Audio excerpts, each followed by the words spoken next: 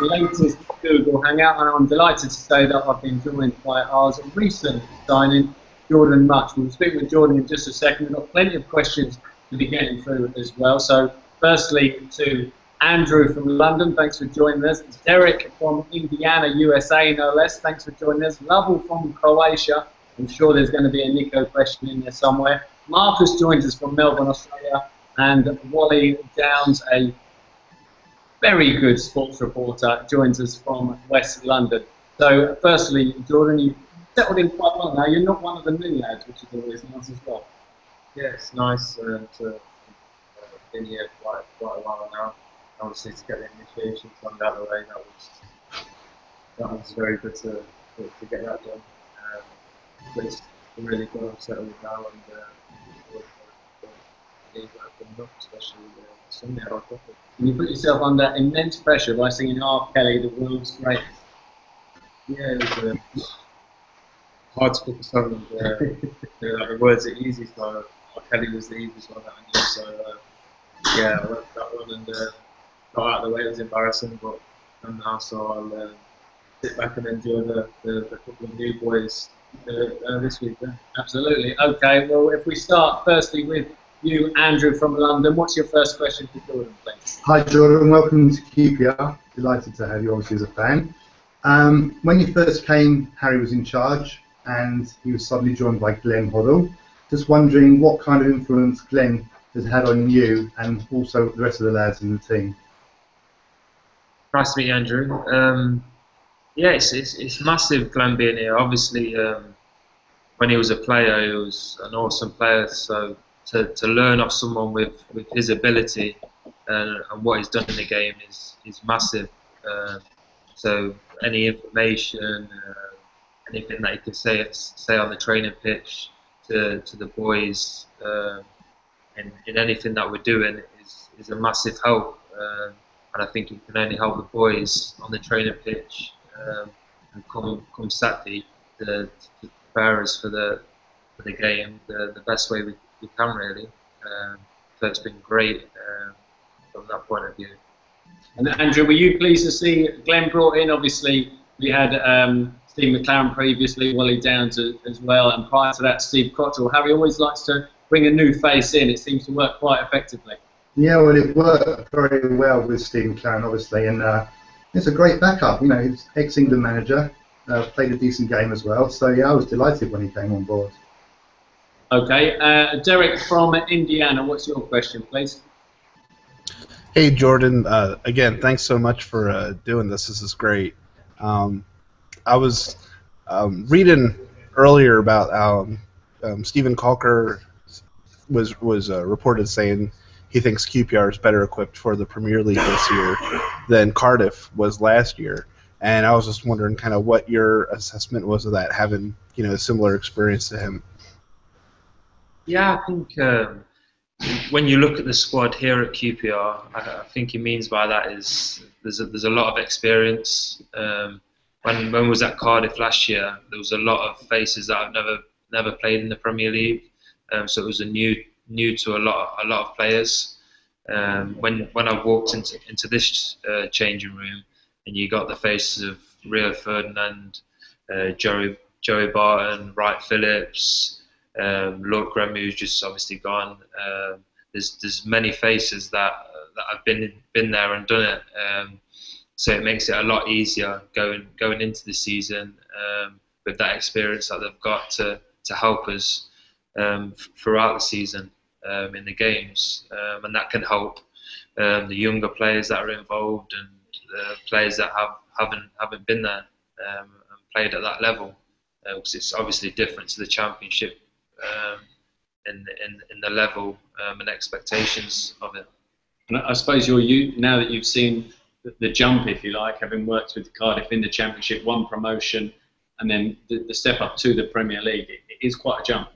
Yeah, I think the jump's massive, and I think it's the pressure that comes with playing in the league, and when you've got experienced heads like I say, like Rio and Joey, Dunny, Hilly, it's massive for the group, and that can only help us as a team going into games relaxed and focused on what we need to do, instead of being nervous and not knowing what the game's going to be like, or what the tempo and that sort of stuff with the game. Okay, Lovell from Croatia, what's your question, please, for Jordan? So, hello, Jordan. So, my question is, what are your ambitions for this season? Your ambitions for the season? Well, I think the ambitions for the team is obviously to stay in the Premier League. I think that's the first thing, and then secondly, I think how far we can go, because I think we've got a squad here that can go as far as we want. Really, the ability we've got in the squad is really good. But I think we just need to take it a step at a time in trying to stay in this league, and then see where it takes us. So obviously individual players have obviously got their targets, and with the players that we've got, I'm sure all their targets are high in what they want to achieve this season. And I suppose that's always the first challenge for a club that's just one promotion to the Premier League, is survival and at 17th or higher, because we've seen clubs go straight back down. We've also seen clubs like Crystal Palace last season do ever so well in the first season. Yeah, I think, like you say, Crystal Palace, they didn't have a great start to the season, and they turned that around. But I think if we focus on what we need to achieve, and then where that takes us from there, I think that the sky's the limit with that, and we can really kick on if we achieve what we want to achieve first. Okay, from Croatia to Australia, Marcus, what's your question? All right, Jordan. Just wondering what the impact of losing Ali has been on the morale around the club. Obviously, you wouldn't have been around for the last couple of times he's been out, but what's it been like since he's gone out? Obviously, only being here for a month, I haven't really got to know Ali, but over that period, he's a terrific lad, and it's really, really downhearting to know that he got the injury. All the boys are really obviously sad with what's happened, but I know what sort of person he is, and I'm sure he'll come back stronger from the injury. It's difficult times for him, but I'm sure with his work ethic and how he loves football, he'll dig in and get back to where he wants to be, because obviously being on the training pitch with him, his ability is unbelievable in what he can bring to the team, and I hope he can get back stronger and fitter as quick as he can. Okay, thanks, Marcus. And back to West London, Wally, what's your question? Jordan, I think you made your first team debut at around 16. It was almost 15. I think that the league stopped you doing it. Players that have been playing that long, even at the moment, sort of Jack Wilshere and Wayne Rooney, we often hear about the problem of burnout. Players almost hitting their peak too early. Is there anything that you do to stop anything like that happening, whether it be physical or mental? And do you think it is something that can happen for players that start playing this level at 16? No, I don't think it's the burnout. I think there's a lot of distractions for boys at the age of 20, 25, and I think that may have a part to play in it. Because if you look at a lot of younger Spanish boys or Brazilian boys, they still carry on progressing and improving as players. I think you've just got to stay I'll send them a message. the number one thing in your life. I think people maybe fall out of love with the game. That maybe could have a part to play in it. But I think if you're always trying to improve and love what you're doing, it was a great game, and I think it's cool. So I think that as a burnout. I just want to personally get better all the time, get to where I want to be and what I've dreamed of to be boys. Thoughts I have on that. Okay, thanks, Wally. And back to Randy. Question for Jordan, please. which team member so far you've been most impressed with for their work ethics or for getting the players up, getting them to play football? Is there anyone that stands out so far in the squad? What, could you say that question again, please? Yeah.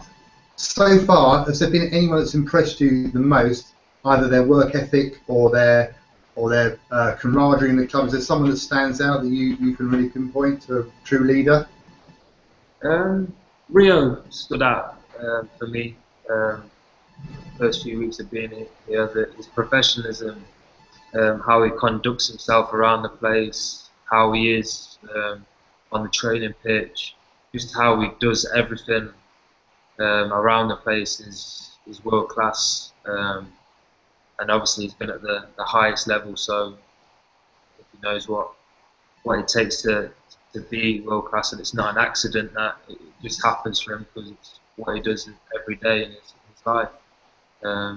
Obviously, Adele is brilliant to play with on the training pitch. His talent is ridiculous. Some of the things that he does is brilliant to watch and learn from. Being around great players is really good for me, and I'm looking forward to learning from everyone and putting that into my own game to try and make me a better player. And in terms of Rio particularly, I suppose it's almost a case of you look at what he's achieved already in his career, and if he's still doing what he's doing up on the pitch in terms of his preparation, it must be a case of, well, look, good enough for him, good enough for me. Yeah, definitely. I think habits are massive, and it's no coincidence that he's been where he has been, because what he does every day of his life, and see how he is day by day is inspiration for me. And I obviously want to follow what he's done and try to get to where he has in his career, and that makes me want to work harder and try and achieve that. Okay, thanks very much, Andrew. Derek, what's your next question, please? Sure. This is, I guess, a little bit more personal. I'm relatively new. I've started following QPR about 4 years ago as Premier League started becoming more available in the States to watch. And one of the things I'm getting used to is just the fact that it seems like footballers spend so much of the year either playing or you're training or there's a camp to go to or something like that. I was just curious, what are some of the things that you do outside of, what do you like to do when you're not, practicing or preparing, or some of the things that you like to do when you get away from the pitch? It's a really hard question, that, because from being a boy, being at school, all I wanted to do was play football. So now it's kind of become a habit. All I want to do is just play football. And to be fair, sometimes I don't switch off when I need to. Obviously, I like being around my family and having jokes with my friends, or going to the cinema, or just chilling out really and playing PlayStation. But it's something I'm trying to work on, and I'm thinking about taking up golf and trying to do that with my spare time to relax. But it's a hard one, because football is, like you said, takes up so much of your time, and you become addicted to just doing that.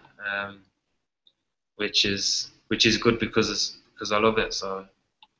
Okay, thanks very much, Derek. And on to Lovell. What's your question, please? My question is, so what's your opinion on Nico Kranjčar's return to QPR? Your opinion on Nico Kranjčar coming back to QPR? Well, I've only trained with him 2 times since he's been back, and like Adele, his ability to do things in training, whether that's a shot or a turn or a trick, is unbelievable again. And I'm so happy he's here. To be able to play with a player like him and with his ability is great. And I'm looking forward to playing with him for the rest of the season. Really excited about that. And Lovell, I'd imagine you're quite happy to see Nico back in the blue and white hoops. I'm really happy to see him again in QPR, so looking forward for this season. Absolutely. Okay, thanks very much for that. And on to Marcus. What's your question? Well, kind of curious. We're similar ages. There's only about a year and a half in between us. Who was your idol growing up and obviously developing your game to try and mirror? When I started playing football at 9, I looked up to Roy Keane because his attitude towards everything again was great. He's a winner on the pitch. What you hear about him training and stuff like that, and that's really who I looked up to, as well as obviously my father, who was kind of made me look up to him as well because of his attitude and never say die attitude to everything. Okay. Try and be good. And looking on your Twitter account as well, you do seem to like inspirational quotes. I often see you retweeting inspirational quotes that obviously have an effect on you as well. Yeah, it's obviously Twitter. You see things all the time and stuff like that inspires people, and to have that clear mind to keep focusing on your dreams is important. Okay, thanks very much for that, Marcus. And Wally, back to you. Sorry if there was a little bit of interruption noise earlier. It was the boss and the accountant round about the new pay rise. No problem. I'm sure you took that call. At the end of last season, Jordan, with all due respect to the likes of Rotherham and Brentford, they were maybe where you thought you might be going until QPR come and got you. Now you're going to Old Trafford for Di Maria and Falcao and Blin probably making their debuts. Does that mean you go there a bit more nervous, or does it mean you can go there and play without fear, thinking of where you could have been and where you are? Obviously, playing in the Premier League is where everyone wants to play, so I'm delighted that I'm playing in it. Regarding going to Old Trafford, it's just a game of football. I love playing football, so I ain't scared of going to any stadium or playing against any players because they're just like us. They're normal human beings, and I'm just excited to go there and express how I can play. And it's a great venue to play football at as well, because obviously growing up, Old Trafford is a mecca, certainly in this country, of football. Yeah, to be fair, I think it's the best stadium I've played at. When you walk onto the pitch and the fans, and it feels like a theatre when you're playing on it. So it is a really good stadium to play at, and like I say, it's probably one of the best stadiums I have played at. Okay, thanks, Wally. Andrew, back to you. Okay, music plays a massive part in my life, and I have to say your choice of song for your initiation was pretty dire, actually. So, what sort of music do you listen to, and the rest of the team? Is there a tune that they blare out in the changing room? I mean, what's the music scene like at QPR? Firstly, what's wrong with R. Kelly? I'm not sure what's wrong with him. It's a shocker. I'm more of a R&B kind of fan. So I like Usher, Trey Songz, them sort of artists. Obviously Drake, J. Cole, I quite like that sort of music at the minute. Obviously in the gym, when I go in there, like boys who do weights, they listen to a lot of hip hop, like Wiz Khalifa. Obviously, different Drake. Drake again is big in there.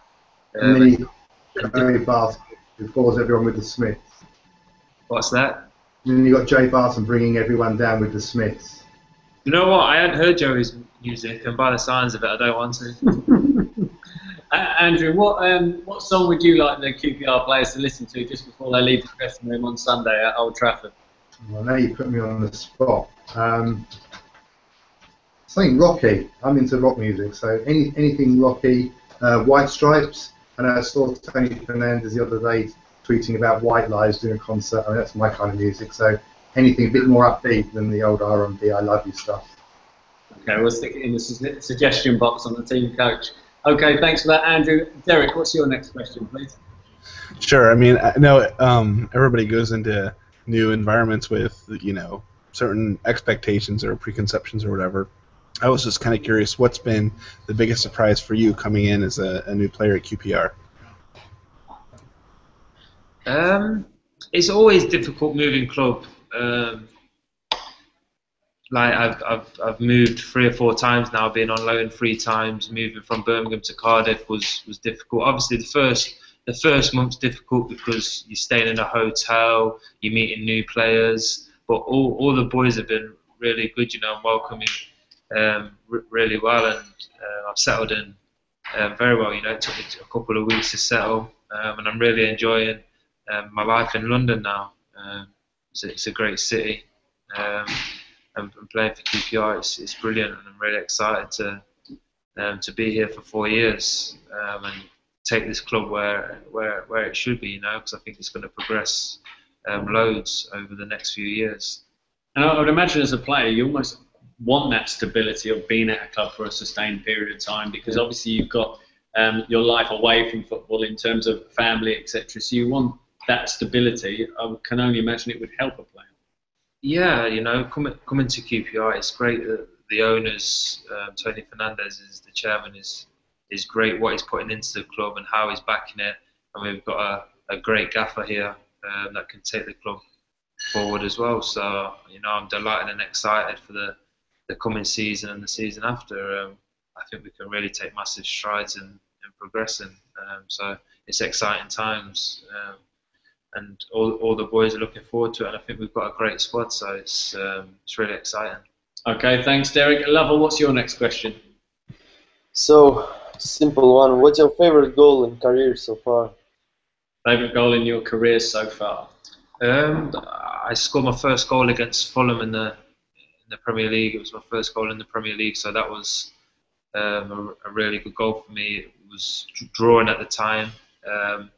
And I come on, and I think it was in the 90th minute. It was maybe just outside the 18-yard box, and it was a left foot strike, and you know the fans went crazy, and it was just a great feeling to score my first goal, as well as it being a screamer kind of goal. It was a feeling that is one that you want to have all the time.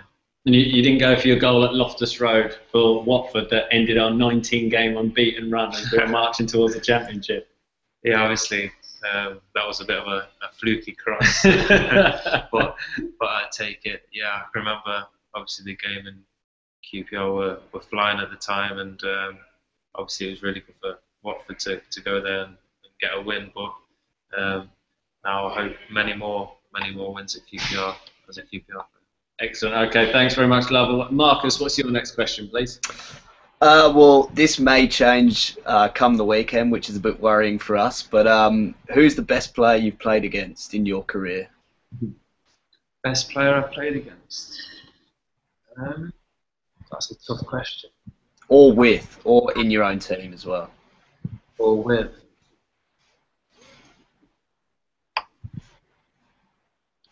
When I was at Birmingham, Alexander Kleb was outrageous. He never really had loads of skill, but he could use either foot and turn and play 1-2s. His ability with the ball was one of the best I've ever seen. He was so calm, and he wasn't strong, he wasn't big, he was skinny, but no one could ever take the ball off him. And obviously he's been at Arsenal and Barcelona, and at the time I was only 17, 18, and I was like, wow, this guy, you don't have to be strong, you don't have to be quick, and he was just unbelievable at how he played the game. On a skill level, you mentioned him earlier, how does Adel Tarab compare to players you've played with and against? Adel just does things I ain't seen players do, so his skill is just... Obviously, I played against him when I was at Birmingham in the reserves when I was 15, and some of the things he used to do against our reserves were just... That's when he was at Tottenham reserves. That was when he was at Tottenham, yeah. He was megging people and just doing ridiculous things, and I thought, this guy is just... He's going to be some talent, and he's just incredible to train with every day. To see him do tricks and play with him and be on his team is great. Okay, thanks very much, Marcus. Wally, what's your next question, please? Jordan, I was at the Sunderland game a couple of weeks ago before the international break, and with the result, 3 points, going above Man United in the table, who were coming up next, there seemed to be a real buzz. A couple of players sort of seem to have their best game so far. Has that been negated a little bit by the fact that United have signed Falcao, Di Maria, Blind, Rojo, that you're almost going to be facing a different team and that they're not as vulnerable as they were 2 Saturdays ago when you had 3 points and they were really struggling? Well, like you just said, there's a lot of players there that you said that can come into the team, and that's always putting players together. Them not knowing each other's strengths or how they want to play, so that could be good for us in a way.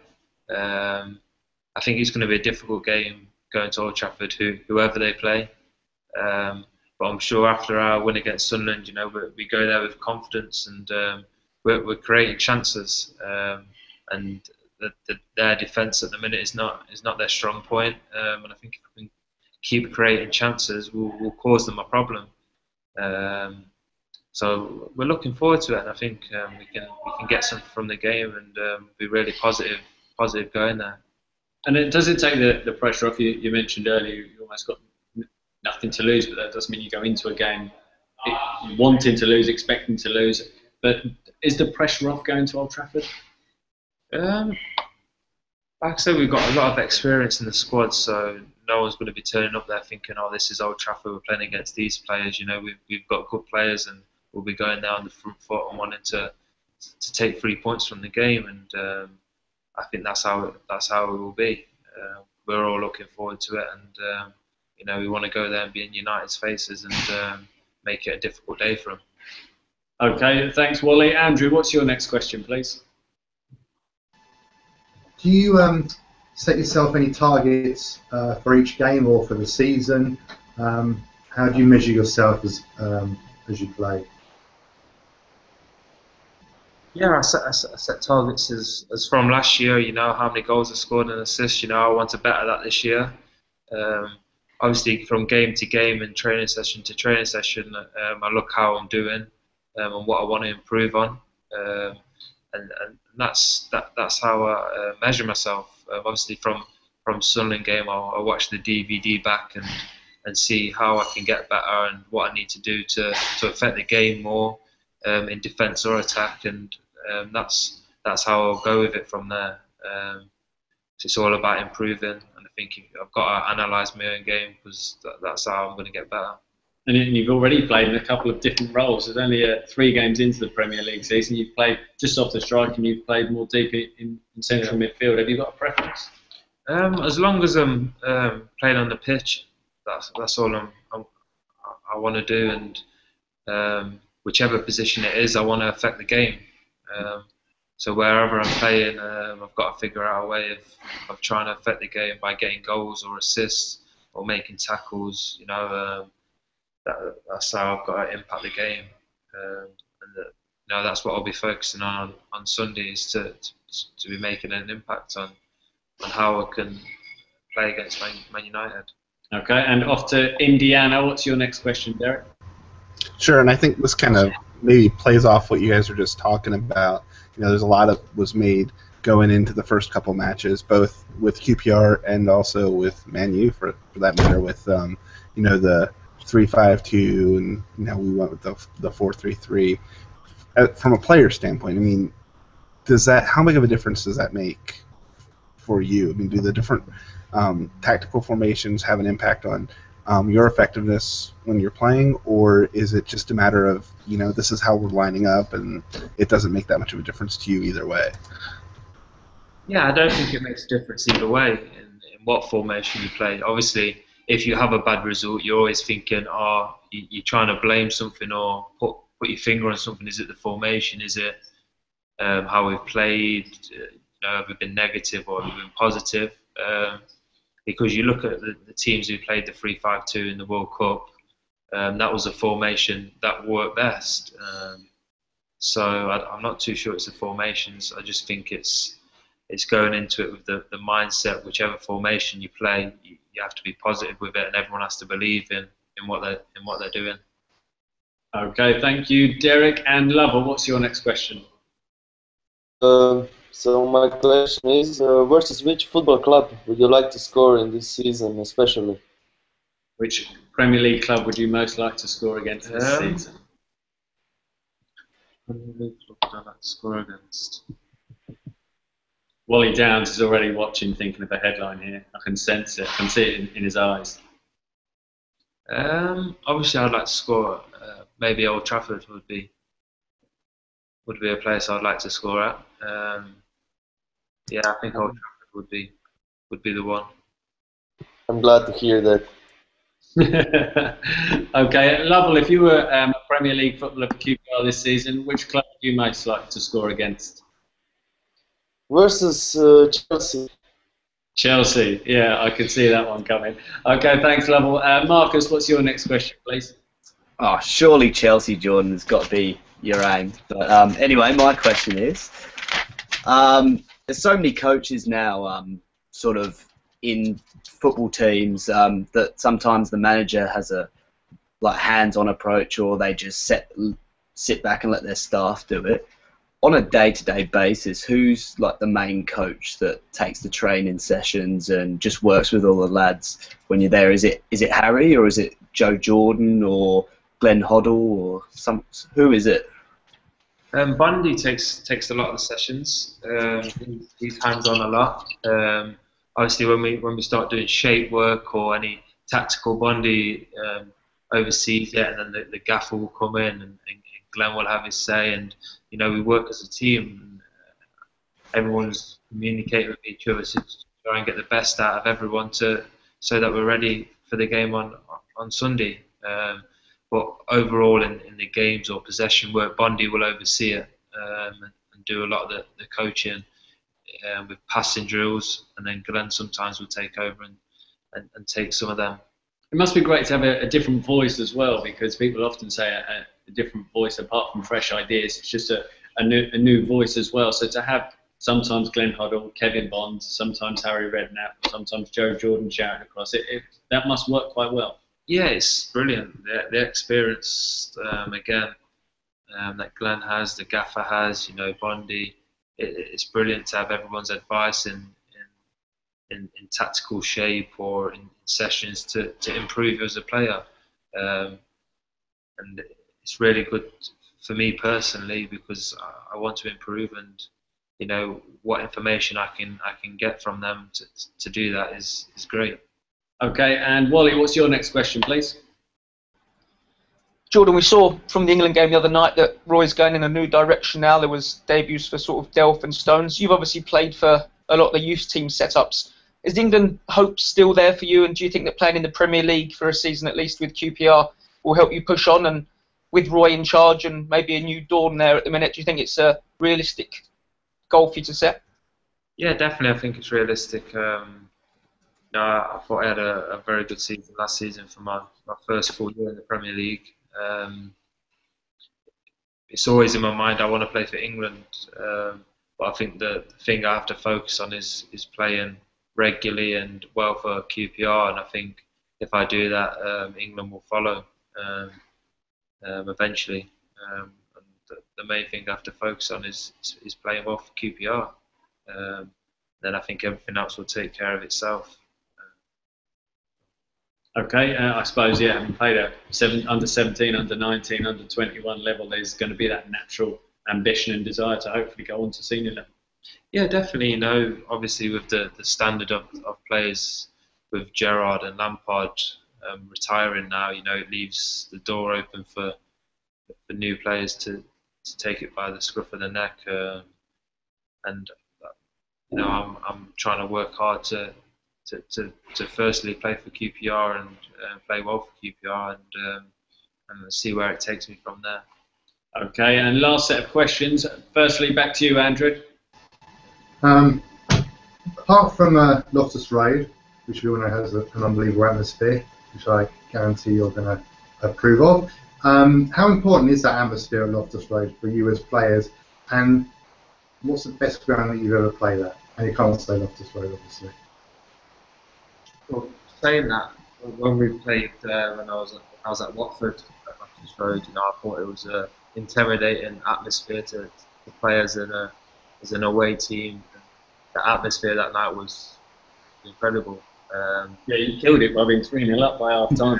That's what killed the atmosphere a little bit. You didn't help us out there. Yeah, it's been been great because it's a small and compact ground. You know, the fans are on top, and you can really feel the atmosphere when it gets going. What was the question? What grounds you most like to play at? What ground do I most like to play at? Have played that aside from Old Trafford, a ground that's really stood out for you? Yeah, Millwall was really very intimidating.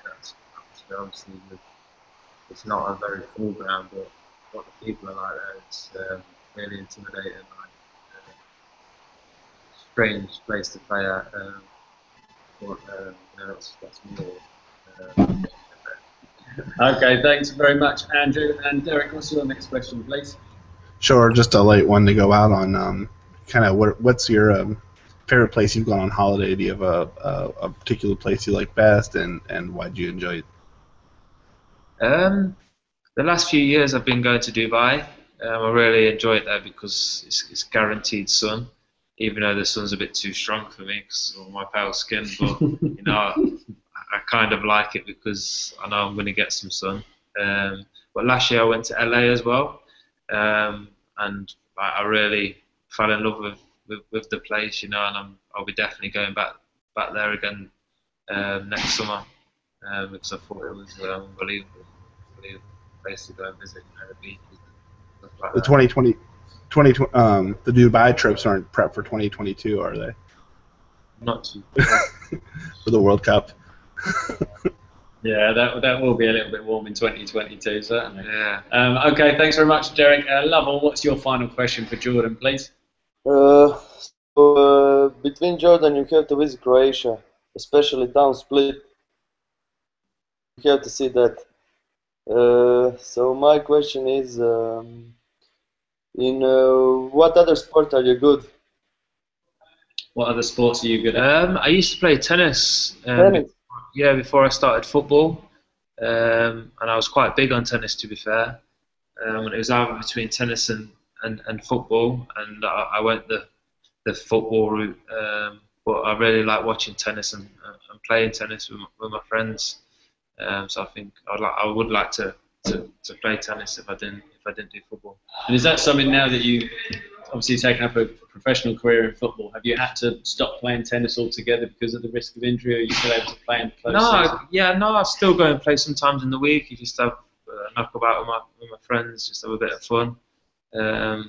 Obviously, I'm not that good at it no more, so I don't play it that often. But it's something I'd like to be good at.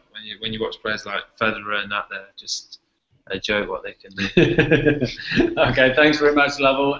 Marcus, what's your final question, please? As you said, you've been there a month now. Who would you consider probably your best mate or one of the closest players you are to at the club now?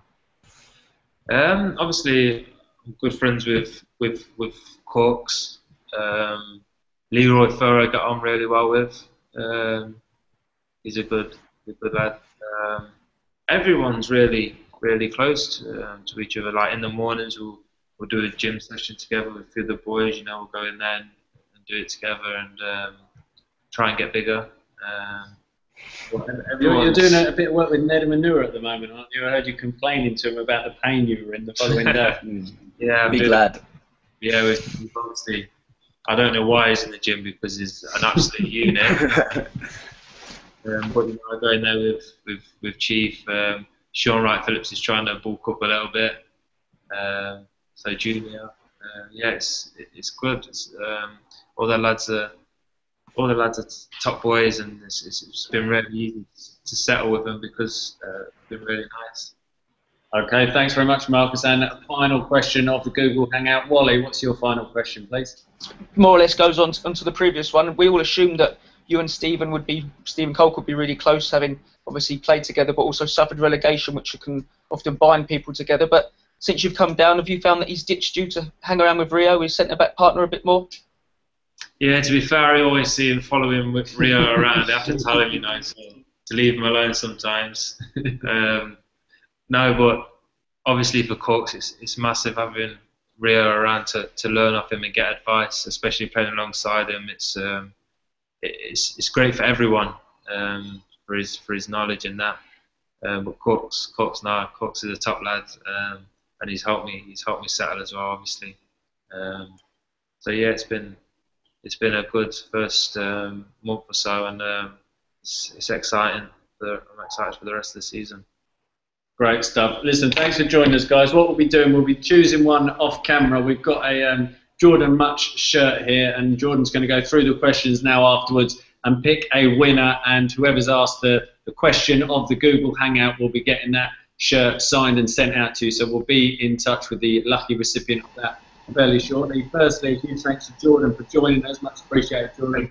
And a huge thanks to Andrew, Derek, Lovell, Marcus and Wally. Thanks ever so much for joining us, guys, and for all your questions as well. And we'll be back soon for a future Google Hangout. Thanks again, guys. Cheers, guys. Cheers. Good luck, Jordan. Thank you.